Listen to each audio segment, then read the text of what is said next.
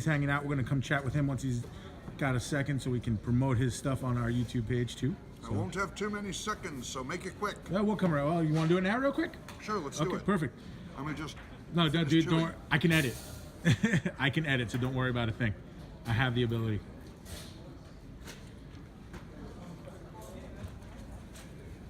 Okay, let's do this. All right. Hi, everybody. Again, still Pete. This is our buddy, Captain Zorikh. He's usually running around running these things or helping us artists out get our act together. But he actually gets to sit with us, the filthy minions, for once. Well, he won't be doing much sitting today, but I want to have enough of me talking and let him go through exactly what's going on and where we can find him. Go ahead. Yeah. Hey, cats and kits, Captain Zorikh here. Yes, I have been very instrumental in the running of some of these conventions, but just taking a little breather. You know, this is very stressful kind of business, you know, running comic conventions. So, what I'm doing here today is I'm focusing on the panel room. And at the panel room, which is right over there behind the splatter art, is where you'll be able to see people talking about things. We'll be showing some films. We'll be talking about monsters invading New York City. I'll be giving my lecture about the history of the many different Captain Marvels. We've got a cosplay is not consent panel. Lots of other great things. Somebody's talking about, what's another good one? Oh, a screening of Nightwing Escalation. And showing some trailers from upcoming movies. It's really actually quite exciting at panel rooms because you get to learn things. Comic conventions are not just marketplaces. There's places where you get to learn things. You get to share ideas. And that way you walk away a richer, smarter, more well-rounded person. Fantastic. But also, I get to have my own table again.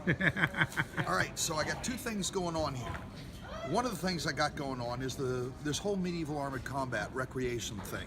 I'm a part of the Society for Creative Anachronism, and I made not one but two documentaries about the Pennsic War, the largest annual medieval event in America. I got them here. Also, I was part of the USA Knights. For 3 years, we fought in the World Championships of Medieval Armored Combat. I fought with them, and then I got my career-ending injury, and I made movies.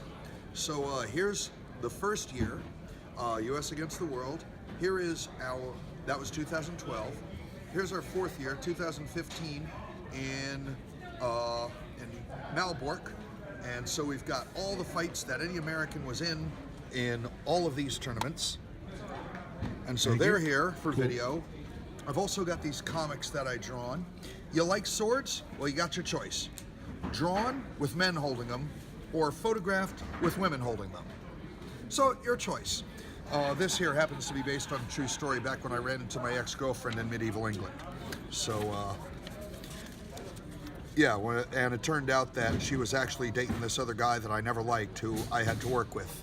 Very awkward, especially in medieval England. But the big kahuna of what we're doing here, okay, so, you know that Marvel Comics got its Captain Marvel, right? Correct. You know that there's this other character that DC has that has been named Captain Marvel, but they can't put his name on the title. Why? At 2 p.m. tomorrow Sunday afternoon, I will be giving a lecture about the history of the many different Captain Marvels, and also I have brought here 3 parts. Here's the third part somewhere. 3 parts of a miniseries which explains the history of the many different Captain Marvels from his origins in the late 1930s all the way up through to the famous lawsuit, how he inspired the Silver Age of comics, the English ripoff, the revival, not revival, but rather other superheroes named Captain Marvel that came out in the 60s, then the revival in the 70s, and then the various changes that happened since then. And basically, there have been so many Captain Marvels, superheroes named Captain Marvel over the years. Just to figure out who was Captain Marvel when and why, you basically have to cover the entire history of Western pop culture in America. Cool. So, that's what my whole thesis is about.